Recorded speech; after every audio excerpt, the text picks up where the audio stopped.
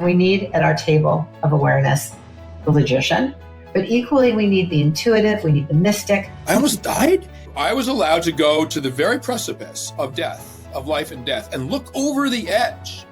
And I was allowed to behold what was there and allowed to come back. Most people aren't. When we talk about being aligned with ourself or being aligned with our soul or hearing our higher self, that's really what we're talking about, is being connected to that divine part of ourself, that light-filled part of us that is connected to God energy, that is connected to everybody here and every experience we've ever had. If more doctors, more professionals can open up to use intuitive gifts in their work, that's really important.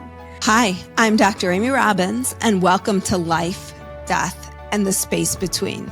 I'm a licensed clinical psychologist and medium, and here we explore life, death, mediumship, near-death experiences, consciousness, and what it all means.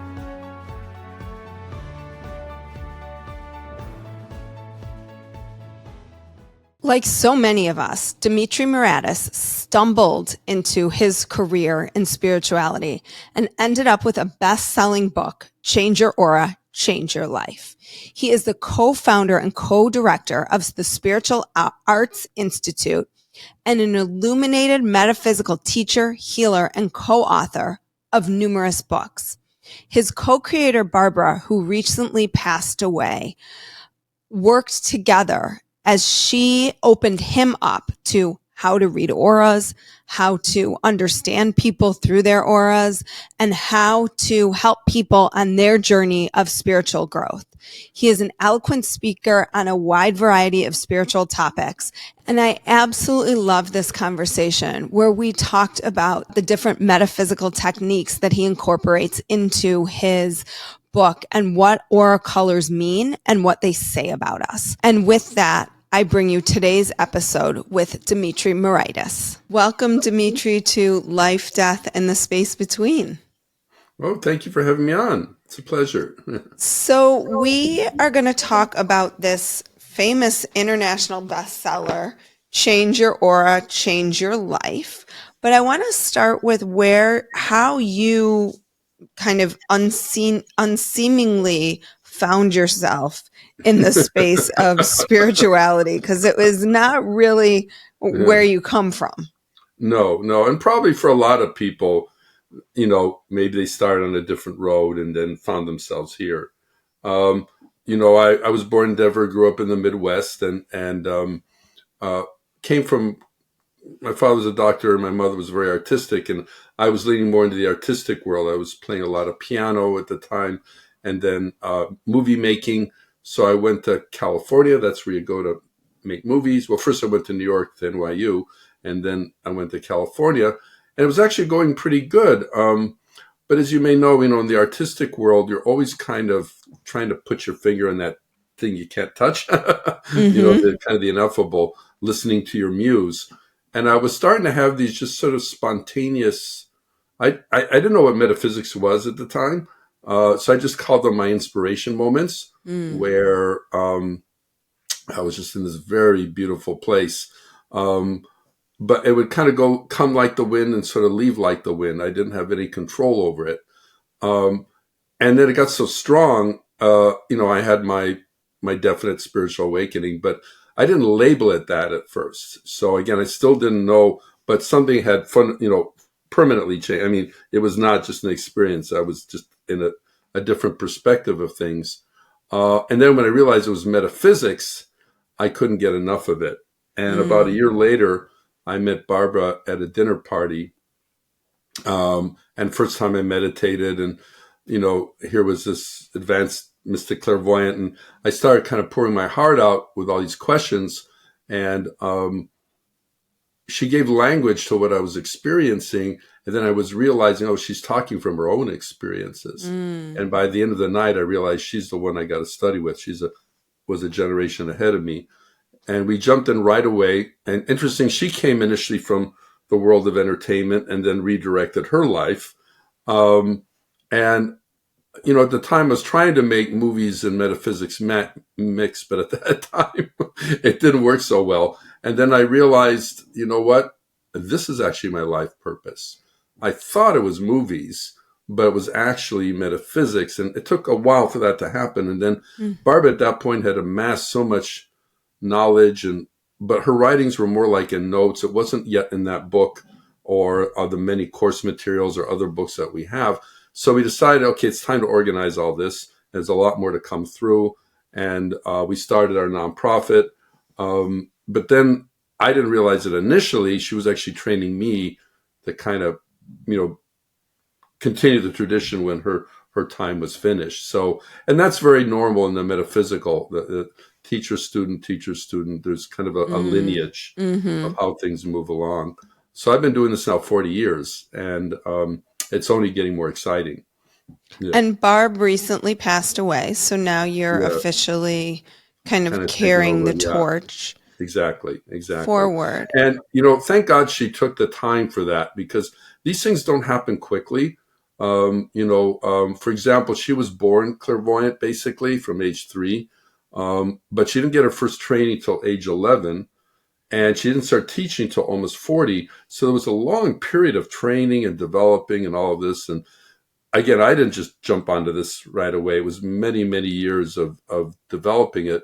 And that's the other key, is it's an incredible journey. But, as you get into it, you start to realize, well, this is a lifestyle choice. This isn't just something I'm kind of doing. Now, some people, the road has been gradual from the very beginning. As children, they're already into it. Others, it's an opening. It's something that happened, and that was in my case. But what we like to say is, regardless of how it happened, I'm sure most of your viewers have had their awakening. It's not accidental. It's the divine knocking on your door, and please answer the call. Try, do your best to make your spiritual growth an even higher priority in your life. That what you just said is it. Make your spiritual growth a higher priority in your life. And this is really my mission, frankly, right now, is around making spiritual health a priority for everybody. And people get to define what that looks like for them, but it needs to look like something, because we need it right now. Yeah, well, that's the source of health, right? The spirit. So we have all these tools, but without the centerpiece, we're going to have these. Why, with all the modern, medical inventions, do we still have so many issues and anxieties? And because if we're forgetting what it's really all about, then of course there's going to be stresses and distresses. Yeah. So I'm going to off-road us for just a moment and then get back. But how did your dad feel about this, coming from a traditional medical? What kind of physician was he? He was a psychiatrist. Oh, no way. In Chicago? Yes. Same last name, I'm assuming. Yes, Moraitis. Oh, yeah. I've got my grandfather's name, firstborn, you get it. And my grandfather was a famous psychologist in Greece. He introduced depth psychology to Greece. And he told my dad, if you're going to psychology, become a doctor. That was his one regret, that he didn't do that. Well, I'll tell you this. First, my dad was a great guy. I learned so much from him. And actually, one of the most important things I learned, is, in psychiatry, it's really the Socratic, the unexamined life is not worth living. Mm-hmm. And I'm amazed at how many in the spiritual work, they get excited by spiritual ideas, but a lot of them, or not enough of them, let's say, don't look at themselves. They don't take the time to take an objective look at themselves. So it's shocking to me. Yeah. They can't require graduate schools, or when I went, they couldn't require you to be in therapy. And that to me is crazy, that you didn't have to look at yourself. Yeah, it becomes kind of theoretical, and there's no reality. And especially in something like that, where it's so subtle, you have to have life experience under you. You can't put equations together and formulas and say you've got this figured out. So it actually, even though, again, coming from the medical road, you have that road. But the fact that, both my brother and I were kind of already trained to kind of look at ourselves, that actually served very well for the metaphysical.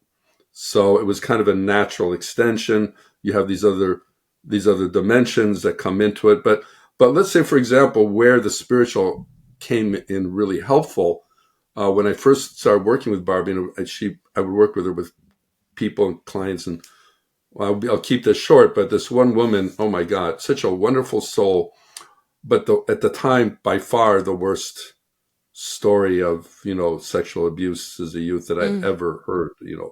I just couldn't imagine something like that could happen to somebody. And, it was so traumatic, she basically buried it to the level of just amnesia.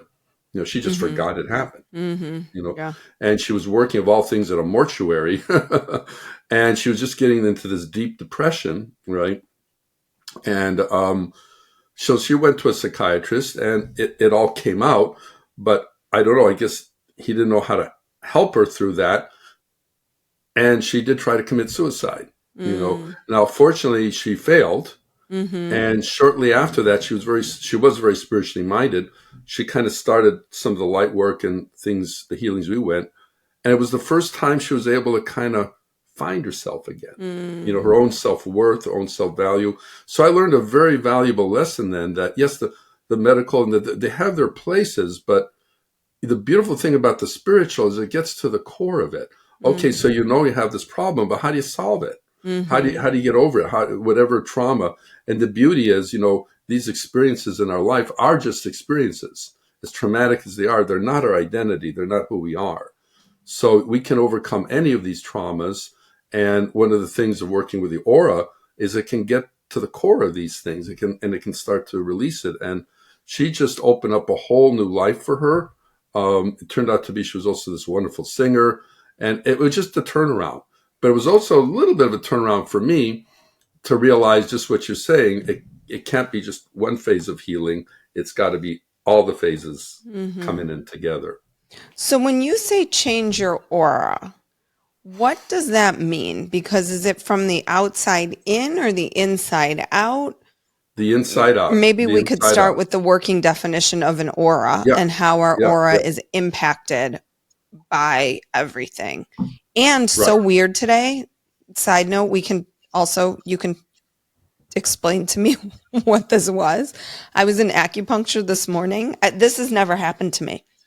And I could see the aura around my body for the first time. And there were like these places where it looked like there were little chips in it, like chips in the aura. And I just went in and like used my mind's eye to fill in those chips with light. I don't know what I was doing. Never happened to me before.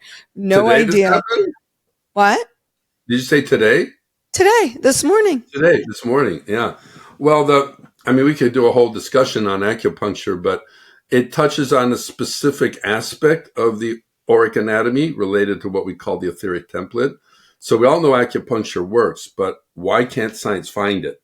Why can't they find those meridian points? Why can't they find those acupuncture points? Because they're not physical. The acupuncture points are in the etheric template, which is part of the auric field, but they can be stimulated physically. So when you're stimulating those areas with a needle or a pressure point, you're actually starting to affect the change. Now, somewhere there, that triggered you kind of tuning into that a little bit. One of our students in class, he was 14 years old, and he would start to see the little shoots of the acupressure points. It just happened, right? He wasn't trying to make it happen. So for him, that wasn't, he became a very good acupuncturist, in addition to a doctor.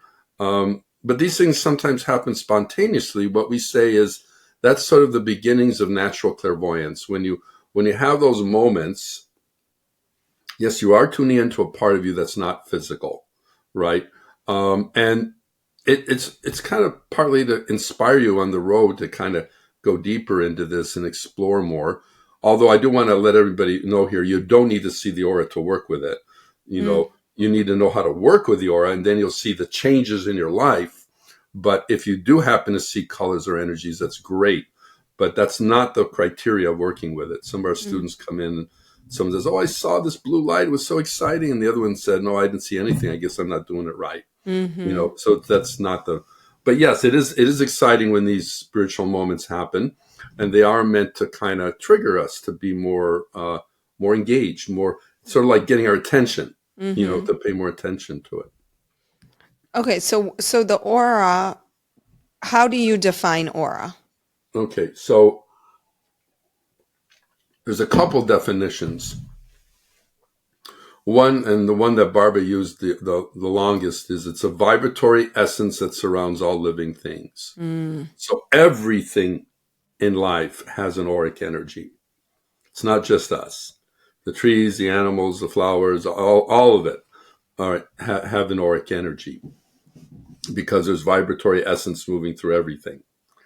Also, and in terms of now more to us, to understand us, another definition is it's the energetic blueprint of the soul. So one of the key things, metaphysics teaches, we're not our body. Now, material scientists would say, well, what are you talking about? We're just atoms and energy bouncing around the universe. Well, the physical body may be composed of atoms and energy, but the life essence within it is not the body itself. So, but the soul, the body's like the vehicle. It's like the car we're driving around in.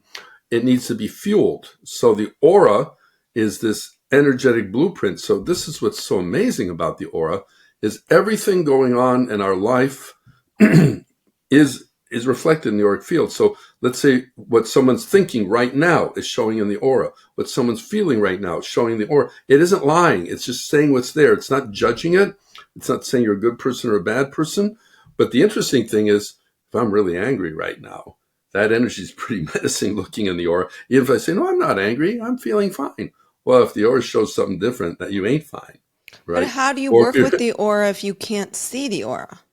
Well, you start to, let me come back to, let me finish the definition for a moment. Okay. So the third one, which is very important when you're trying to change your aura, is the aura is the individual expression of the universal life force. Meaning the power, the fuel of the aura is coming to us or through us, not only just from us. So for example, if I'm a very artistic person and I'm deep in the throes of my painting or music or whatever it is that I'm doing, I'm attracting universal life energies that are going to support that expression, which in this case would mean a lot of powder blue of inspiration, electric blue of talent. On the other hand, let's say I'm a scientist and I'm deep in my analytic throes and I'm trying to understand how something is working, and I'm attracting other universal life energies. It'll often be a lot of the silver of intelligence, the lemon yellow of concentration. So no two auras are alike because no two people are using the same life force in exactly the same way. And there's so much to us. The other mistake is people think, oh, I'm a blue, you're a green, she's a yellow. No, the aura is more complicated than the physical body. There's so much going on, so many moving parts to that auric field. Now, the reason I bring this up, and it kind of touches what you were just asking before, the aura is not static. So parts of the aura change slowly with time as we develop our character. So let's say we have life themes, as you know. Oh, I've been developing patience for years, or tolerance, or kindness, whatever it is, we all have our area. So that's changes that happen gradually. Mm-hmm. But then the dynamics that are happening more immediate, they change more quickly in the auric field. So parts of the aura change quickly, others more slowly. But the whole point is you can improve the aura overall. I like to say, we've been taught, leave the world better than the way you found it. But we also want to say, leave the world at a higher level of consciousness than when you started. You want to enlighten your aura. You want to get it brighter. So what you do is, as you work with the spiritual energies, as you live the spiritual life, you can't just talk your talk. You have to walk your talk. You're changing your aura for the better. Now, that also brings out something else. The aura, life does work from the inside out. The physical world is a created world from the spiritual worlds. So the spiritual world is in this constant state of giving to the physical. The physical is in a constant state of receiving. So one of the divine laws says, if a power, energy is in your aura, by divine law, unless something comes along to disturb it, it will show up in your life. That's a divine law. And if it's not in your aura, you've got to generate it. So So that again, would be kind of what people talk about as the law of attraction. well, the law of attraction is a little different. The law of attraction is saying sort of like attracting like. So if I'm operating on a certain vibratory level, I will tend to want to attract others that are of a similar attractive level like my own. Okay. Okay, so there's a natural law of attraction, Mm-hmm. like attracting like. Now, sometimes you say opposites attract. That there can be that element too, but the attraction. So that means, well, if you're wondering like, why am I always attracting the wrong person? Why am I always getting the wrong job? Why am I always, when you start noticing these patterns of things that are not what you want, and you keep saying, well, the problem must be out there. Well, look to yourself. Maybe you're doing something that's attracting this, right? So let's say But if then I what had is in your aura? Then does that mean that there's something in your aura that is calling that in? Yes, because the energies have a certain attractiveness. So I don't know if this is exactly answering this, but it shows you how energy works. There was a lady in one of our classes, and she had a very specific job skill that usually meant, oh, she could find a job like that because not many people had that skill, right? Mm-hmm. So in this one case, though, she switched from one to the other, or she left one, but she couldn't find another job to save her life. Mm. And she was frustrated. Well, why can't I've never had this experience before? And we did some work, what seemed like something completely different. We were working on forgiveness, using the pink ray. Love in the auric field comes through as a pink light. And she thought casually, oh, you know what? I'm going to forgive my last boss because we didn't leave on good terms. Mm. So we're doing this meditation. And she was a little bit clairvoyant herself. She told us afterwards, she said, I was in shock. Mm. I could see this dark, menacing cloud of kind of like anger and hatred. And I saw my own hatred to this boss and how much animosity I was holding on. And I let it go. And it wasn't even a week later, she called to say, I got another job. So see, energetically, she was still at her old job. She never left it. Even though she physically wasn't working there, energetically, her anger to her boss was keeping her tied to that job. So she couldn't attract the needed energy. So once she was able to finally say goodbye to that, then things came back at a natural equilibrium. So this is why we've got to look at our patterns. If I finished a relationship, let's say romantic, and it was real soured, and I'm wondering, why can't I find someone? Why are you still hanging on to that soured relationship? You got to let that thing go. I know it's not easy always to do that, but that's the job. That's the inside out part. Now, the other part is building. So, example, Barbara gave her oldest brother, the one I told you about, he was in Patton's Third Army in World War II. He was also an incredible opera singer.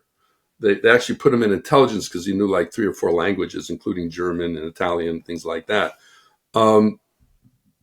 But when he was young, it was not his career, right? So she was looking at him as he was developing, was in training, and he worked with this fantastic teacher in New York, and she could see the talent and the energies getting stronger and stronger.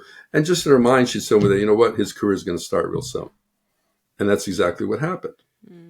So as we build up the power, successful people, it's not accidental that they're successful. The energy of that success is in their aura. It may not be in all departments of their life, but if there's something that is not the way you want it, don't complain, just start working on it. And the things that you do like about your life, well, celebrate. You actually earned it. It sometimes appears like luck, but it really isn't. There's more dynamics going on. And this is why we've got to focus. Now, the beauty is there's so many different energies to work with because there's so many different parts of our life to work on. So things may be going great in my relationship area, but not in my career area. Or in my financial. I've heard several people say, I'm such a nice person. Why am I having all these financial problems? Well, those are 2 different skills. Right. Don't mix them together. So like when I saw this chip today, I honestly have like no idea what it was. I didn't know I just asked, like, what should I do with this? And they just said, bring in white light. I don't know who the they is, but my listeners know. And I just heard bring in some white light and just like fill it in a little bit, like you would like on a chalkboard. Right, like a thing. Yeah. Well, there was something going on that you were tuning into right there. One thing I do caution people is when you're in the learning stages of clairvoyance, sometimes things are, you're seeing something, but there's sometimes it's not. I don't want to say there's embellishment. There's a psychological element to it. So you were going. I don't know what you were going to an acupuncturist for, but back pain. Oh, there you go. Okay. So then this was there was some disturbed energy there with whatever's going on with your back or your spine. And whether it was exactly like that or you perceived it like that, by filling in those things, who knows, maybe those were vertebrae. Maybe there were parts of the area where you were being disturbed, but whatever it is. Now, I would ask the bigger question, do you feel better right now? Well, it's hard because I've been sitting all day today, so that's never good. Yeah. Yeah, no. That's why I use an exercise ball. If I use a regular chair, I sit a lot too. My back goes out as well. Yeah. So, okay. So where do we begin? I guess what I'm trying to separate here and understand, because I come from a psychological perspective, it seems like there's a lot of overlap here. Of course. So where do we just change the aura versus address the psych? I mean, I know one of the things that you talk about in the book specifically is kind of starting with your thoughts and emotions. Exactly. So is that the beginning? Like start with your thoughts and emotions, and then what are the exercises, again, that you talk about in the book to begin to start to shift the aura? Because from the psychological perspective, we would talk about it, right? And maybe sometimes talk about it till we've beaten it dead into the ground, and maybe still sometimes paralysis. Yeah, right, and maybe still sometimes nothing's changed. So but that's because this is what I was trying to share with the example of the woman that discovered why she was depressed. Okay, discovering why you are depressed about something sometimes does trigger, in a sense, the solution, the relief that you need. Especially if it's an unconscious prompting, you don't know why you're upset about something. But often it's not really the solution, it's the road to the solution. It's the beginning of the journey. So now in our work, we do ask, step back. If you're going to do work with your auric field, take an inventory of yourself. Yes, your thoughts, your emotions, your actions, your life and area, because maybe mentally you're in a good place. That's not really your issue. Maybe your issue is something else. So, the baby that's crying the loudest gets the milk, right? So you need to see where the issues are. Now, I will share this, which is a huge thing coming from the psychological world. If someone thinks that everything is just coming from our little brain cells right here, in the aura, the energetic nucleus of the thinking nature, which is here, is in a completely different place for emotions. The emotional center is down by the navel. Right. So from the point of view of the aura, emotions and thoughts are not the same thing. They're two very distinctly different things. They're serving different purposes. And although they work so intimately together, they often feel like part of the same thing. They're not. So from the auric point of view, understanding the functionality, especially of the emotions. One thing Barb would say, that we have these chakras, and one of them is the emotional. And gosh, 60 years of working with auras and people say usually the weakest one is the emotional one. And that's because we are often not taught how to work with emotions. And we often ask emotions to do something they were never designed to do. So one of the things that also we would be teaching is, okay, from the auric point of view, what is the role of the emotional nature?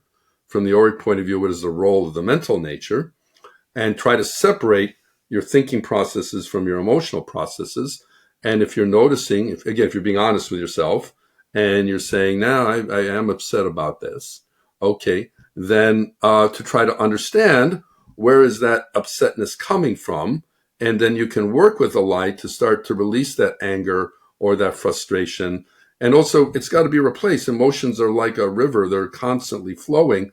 So you've got to transmute them. So that anger's got to be turned into something else. So you can you can redirect that emotional current into more productive expressions of joy or determination or whatever it is that you're feeling you need, love, those kinds of things. And that's one of the more satisfying parts of the spiritual work, is when you start to really see the changes in yourself. And you start to notice things like, God, that used to bug the hell out of me. Now I don't even think about it. So when you start to see those changes in ourselves, we know something has changed. We had a lady in the classes, and she had a physical fear, a phobia of crossing physical bridges. Mm-hmm. And literally palpable fear, and she had to cross 3 to get to work. And she did try therapy for a while. It didn't help. Mm-hmm. And then of working with the light, this was about 6 months. She said, one day I went to work and I didn't even remember I'd crossed the bridges. They just become a non-issue. So that's what I mean. What happened in her treatment? That disturbing energy was released from her consciousness, and whatever was the root of that. Because remember, we hang on to a lot. We don't realize sometimes we could be upset by something. We could be distressed. And after a while, it goes out of our conscious mind. Mm-hmm. It's not out of us yet.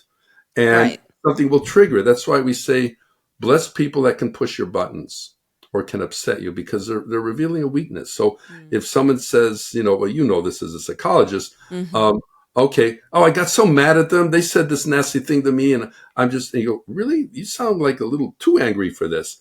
And if you now this you can do just on a psychological level, you find out, they said something that reminded me of what my parent used to say that made me feel like I was worthless. And I wasn't thinking that at the moment, but it triggered that subconscious reaction. And that's why I got so angry. So the anger wasn't about the person. The anger was the unresolved issue from childhood. Right. And that's the part you got to heal. Right. And as you heal that, then they could say whatever they want. You're not going to have the same reaction. Right. So in that case, the metaphysical is very similar to the psychological, but they have also other tools to help exhume those energies. Yeah. So in that case, let's say the person doesn't realize that that's the reason, but they know person A made me really angry when they said this. But I've been in therapy for 50 years, and I don't know why every time someone says this, it makes me angry. How do you then go in and, from an Auric perspective, address that? Well, part of it is cultivation.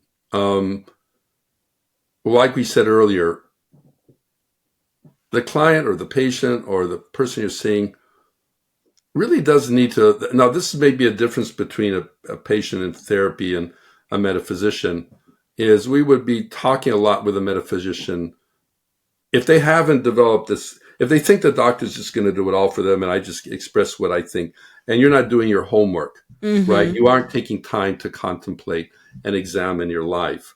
Yeah, it could take a long time. My father used to say, my mistake when I first started psychiatry is sometimes I'd see the problem and I just say what it was and they get pissed at me. Right. Because they couldn't see it for themselves. Usually I'm like, sometimes I'm like, oh God, it's going to take a while to get to this trough. But you see, that's experience talking.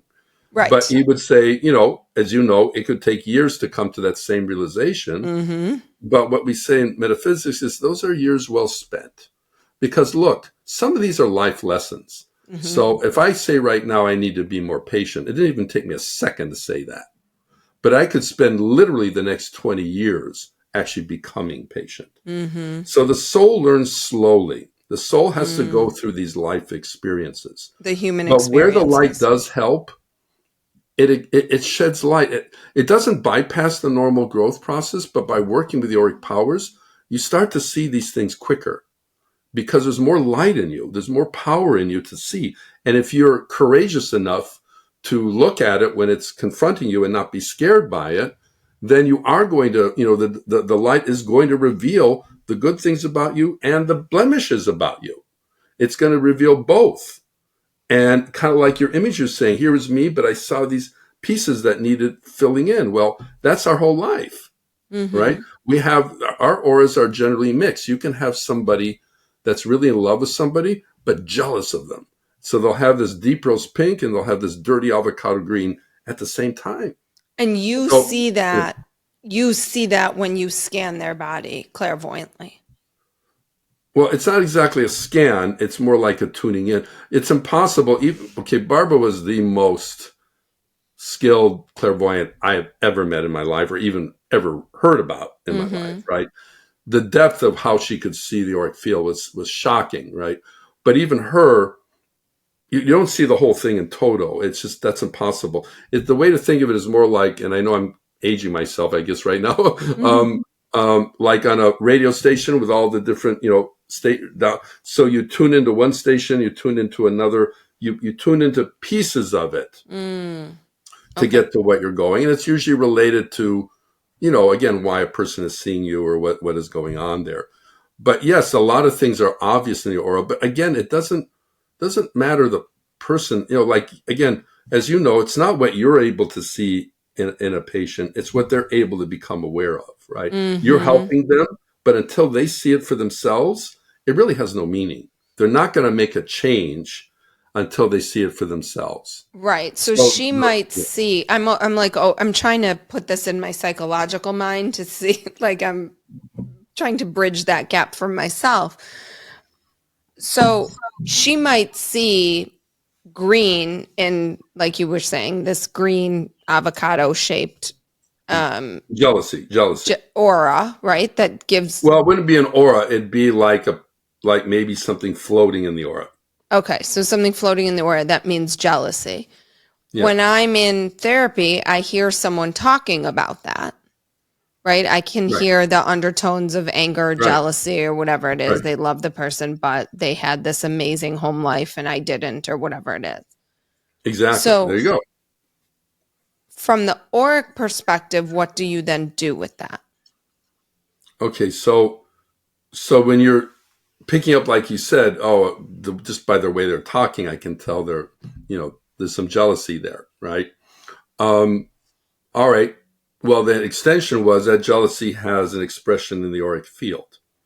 So there'll be a couple things you need to do here. Number one, well, okay, now, is the person aware of their jealousy or they're not aware of their jealousy? And let's say in this example, are they aware that, because some people say, I'm jealous of this person. I wish I had what they have. So let's go with they're not aware. Okay. So that's a little more work because at that point, there's another expression, which I know is recognition's half the battle, right? The journey to even become aware of the problem is a long journey before you even get to the solution. But basically what we would be encouraging them, we would start, so we meditate with particular energy. So we would do a combination of kind of what the psychological discussion, trying to understand, but then we would add meditative practices and also auric spiritual principles, right? So are you living the spiritual principle, regard of forgiveness or compassion or service, or let's say whatever quality you're doing. So there's a principle involved here. Are you living it or are you not? And that they can pretty there tell, well, no, I've definitely not forgiven. They may not understand there's a jealousy or whatever, but they say, no, I've definitely not forgiven them. And they're not forgiving them because they're jealous of them. So there's one piece of it right there. But the other thing we'd be doing is asking them to work with the energies to start releasing that. So one of the things they were able to help this woman that had been abused was once the spiritual energies got in there, when she started meditating with the light. For example, there is, now I'm getting very metaphysical now, there's a spiritual energy that's specifically designed for purification. It's called the orange-red flame. Its job is literally to cut loose disturbing energies from the aura. So if I've got that jealousy going on, and let's say it's not really big, it hasn't had time to mushroom yet, but it's starting to, and I get that orange-red flame in there, I start dissipating it. And I am going to feel better. But what we got to be careful is, as you know, if you haven't cleared the root of it, I'll get jealous all over again. Right. And then I'll start regenerating. So that can create a little bit of a discouraging. Barbara called that taking 2 steps forward and 2 steps back. So in other words, okay, we help clear things out, but I jump back into those waters again. I got upset. I got angry again. I got this. And then it re-energized it again. So we also say in our work, meditate daily, because we are going to have these ups and downs. Mm-hmm. It's going to happen. And if you're working on a character trait, stick with it for a while. Mm-hmm. Now, generally what we ask people to do is start with the things you're aware of. Mm-hmm. Okay, I know I have a problem here. Mm-hmm. Start with the lower hanging fruit. All right. Because what happens is, like, one of the first things we do in our Change Your course is pick a goal. Not everybody knows how to pick a goal, but you're going to work to achieve the goal, not just by all the things you normally do, but by working with the light. Mm. And we also say, don't pick, the deepest, darkest secret of your life. Pick something kind of, a little more easy attainable. Mm-hmm. Because what happens when you start to see it happening, wow, I got that done. I actually made that happen. Then you start to get encouraged, and then you can start diving into some of the, the deeper waters and approach it the same way. This is so fascinating. I mean, I've had people talk about auras before, and every time, obviously, you come at it from I come at it from like I've learned more, I understand more, I know more. I'm just thinking about what an incredible complement this has the potential to be to more traditional therapeutic work, to go in there both from like the talk therapy perspective, but also from the Auric perspective, and really clean it out with the light and shine the light. It would be great. I know. On it. Are you familiar with the spiritual psychology taught at the Santa Monica College? I don't know what they do there, but they're just the title. I know there was a place in Northern California that tried to do transpersonal psychology, but it would be great to combine more of this. Yeah. Because now the other thing that's a little distressing now, I don't know if you're dealing with that, but I know at the end of the career of my father, he was very distressed that psychiatry was moving out of, shall we call it talk therapy, or he'd call it psychotherapy, and really into drugs. Oh, you have a problem? I'm going to give you a drug. Well, I mean, certainly the psychiatrists of your father's generation were trained as therapists, many of them. Right. I mean, many of them, I don't know if he was an analyst as well as a psychiatrist. He did. He went that route too. Yeah. I mean, they were trained in psychotherapy, and now psychiatrists are trained generally solely in med management. And then maybe they have an interest in therapy, so they do a fellowship in it or something, but they're not trained. I'm a clinical psychologist, so I'm trained clinically in talk therapy. That's the problem, because I know he didn't think of it spiritually, but when you're only thinking basically drug-based, you're still saying the psychological problems are physiological. Mm-hmm. And that's not the sort. Now, some of them there are. If you have a physiological disturbance, of course it'll create a psychological reaction, right? So I'm not saying there's not a place for medicine, but if you're treating the treatment of mental and emotional disorders as a physiological problem, and not just on the mental and emotional level of their own plane, then you're in trouble. And this is part of the challenge now. All the scientists are having, they've gotten a little just too materialistic. They've gotten so minimalistic in their thing. They're starting to see life like this. And thank God you're doing, I mean, it's funny you call it talk therapy. That is what it is. But without this, you're never going to get to the root of a lot of the real issues. Right. Yeah. I mean, you're speaking my language here. So if, I feel like I could open up a whole nother can of worms here, and then we'll be another 2 hours on this call, podcast, which would be great, but probably not. What is your take? Let me ask this last question. What is your take on those aura photos? Have you seen those things? Okay. All right. You want the long answer or the short one on that? Either. All right. All right, I'll start with that immediate question you have now, and then I'll go to another aspect of it. You laughed, so I feel like I have a sense of where this is going. Yeah, well, just when the first edition of the book came out back in 2003, right, and it was kind of the height of the New Age movement back then, and everybody that had these cameras wanted Barbara's endorsement, and we asked for the science behind it, and boom, they all disappeared. And finally, I'm not going to name names, but we tracked one of them at a conference down. And I didn't corner him, but I basically confronted him. Maybe it's a better way of saying it. Look, what's going on here? And he confessed, these are not auric. It's not taking a picture of aura.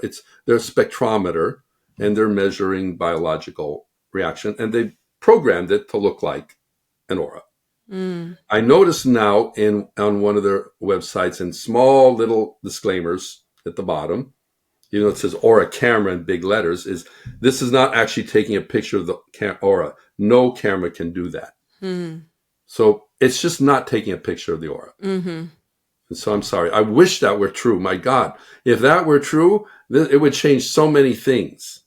But the aura is not physical. It's not electromagnetic. Now, where there was some interesting true research done was many years ago, the curling photography in Russia, right? I don't know why they stopped this, or it went underground or whatever happened. Have you seen that? So it was a photograph. It was much more basic. They had a photographic plate. They put a freshly cut leaf on the photographic plate. They'd run a gentle electrical current through it, and you would see this kind of flaring, this like aura around the leaf. And depending if the leaf was healthy or not, the emanations would be different. But here's the kicker. They did this experiment. It didn't happen every single time, but under right conditions it did. They took a freshly cut leaf, then they cut the leaf in half. They put that half leaf on the photographic plate, ran the current through it, and you could see a flare around the entire leaf, even the part that was cut. Wow. Meaning the etheric counterpart of that leaf was still kind of attached there. It was too fresh, and the electrical charge was picking it up. Again, the same principle behind, acupuncture, basically. Interesting. But also phantom limb syndrome. Yes, exactly. Right. Phantom limbs is you may lose your physical limb, but your etheric limb is still there. It hasn't left. Yeah, it's exactly. So there's plenty of room for genuine research if people were to take this seriously. But, we get in these other areas, and I just want to caution. I wish there was an easy way to see the aura. There isn't. But it doesn't mean you may not have a spontaneous effect. I mean, we did this very rarely, but there were a couple times we just it was more like not for fun, but we tried. There's a few things you can do to try to see some of the colors, and we did an event with that, and I was startled. About a third of the people saw something, and it was for the first time. So there are things that can happen, but I would encourage that seeing a flash of light or seeing this, it definitely is a clairvoyant experience if you're having it, and it's not like self-induced, almost like I want to see it. But to really see the aura like what we're talking about, again, it can be developed, but it's years. I mean, I told you, I've been working at this for 40 years. And it didn't just happen. Things don't just happen right away. They take time. But again, going back to the purpose, if you go back and really are more honest with yourself, looking at your strengths and weaknesses without judgment. So this is the other thing we get caught up in. Another thing metaphysics teaches is the soul is inherently good. It's not like good soul, bad soul. We may do terrible things, but our actions are our behavior. Evil, for example, is a behavior. It's not an identity. So if gosh, I did something really not good, or there really is this weakness in me, and identifying me with my weakness, I'm less likely to want to confront it. But if I realize it's like a blemish on my body, and I just got to take care of the blemish, then I'm much more willing to look at that weakness of me, because I don't see it as me. I just see it as something I have to deal with. A part of. Yeah, right. Yeah, and there's much more encouragement. So we've got to get much more, we have to hold more to the highest ideal of ourselves. We're going through a period right now in society where it's kind of like a pessimistic view of humanity. You think? No, we got to hold. That might be the understatement of the century, right there. But that's not the way they see things. The Patrick Moore that started, well, he didn't start, but he co-founded Greenpeace. Did all those wonderful. It was one of the first environmentalist groups, and they helped stop nuclear testing, for God's sakes, and killing the whales. And he said eventually I had to leave it because they separated. And the whole reason they called it Greenpeace is green was the earth, peace was humanity. Well, now they've taken out the peace, and it's just the green. They've taken out the people. So he is very strong about that. We're not apart from nature. We're part of nature. We're part of the solution. But somehow this division happened. He has a lot of theories of why it went that way. But we've got to get back to that, because if we hold ourselves in a more noble light, even when we don't do the best things, we're much more motivated to change and do. And this is the way the divine sees us. They understand the mistakes we make. They can see it better than we can. But that's not how they hold us. They hold us in that ideal light. Look, it's like a child that you adore, your child that you adore. They may do something stupid, but you're still holding them as that kid, that great. You can see beyond that. You don't identify a mistake with an identity. And that will help people be more bold. And I guess that's the final thought here, in addition to everything else we're talking about, is there's a lot going on in the world right now. And you've got to be more courageous. You got to be, what do they say? Fortune favors the bold. So the more you're really willing to take those steps, there's incredible spiritual opportunities right now. But we've got to take them. They're not going to just fall into our lap, right? And we can grow faster today than at any time in human history. And all these technological things, they're really pointing an age to a potentially more spiritual age, if we keep our sights set on that. And then we will be able to reach some amazing. Again, the divine tells us the world is not getting worse; it's getting better. We're going through growing pains right now. It's just like a teenager that's really awkward and feels like the world is falling apart. It's not. Your body went from being a child to being an adult, and all these things are going on, and you haven't figured it all out yet. So yeah, you're going to feel a little gawky a little at times, and we're kind of in that gawky stage right now. But eventually it will iron out. But of course, we have to address the real challenges, but from that greater cooperative place. Right. Dimitri, this was such an enlightening conversation. I loved it. People are interested. Your book is the 25th, right? The 25th anniversary edition. Right. Change your aura, change your life. It is a great guidebook. There's so many exercises, very simple, not overwhelming at all, that you can bring in to your life every day. And where else can people find your classes and everything that they might be interested in? Yes. Well, our organization, our nonprofit, is Spiritual Arts Institute, and the website is spiritualarts.org. If you're in the Southern California, San Diego area, come visit us. But we do classes online too. Maybe I will.